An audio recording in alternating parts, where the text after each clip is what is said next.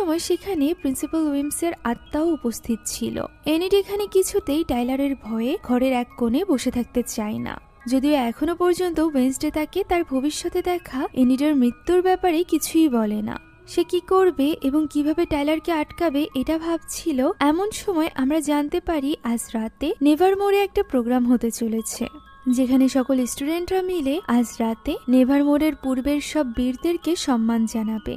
এখানে উইমসের কথা থেকে আমরা জানতে পারি যে প্রিন্সিপাল বেরিডটকে সে সিলেক্ট করে রেখে যায়নি, তাহলে সে কিভাবে প্রিন্সিপালে পরিণত হলো এটাই সে বুঝতে পারছিল না।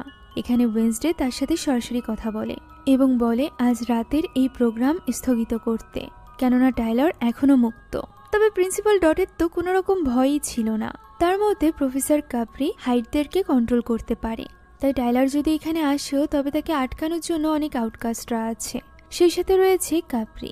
এই কথা বলে সে কোনো রকম তোয়াক্কা না করে সেখান থেকে চলে যায়।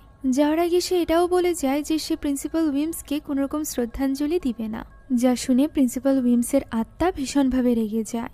এদিকে মন খারাপ করে বসেছিল লে।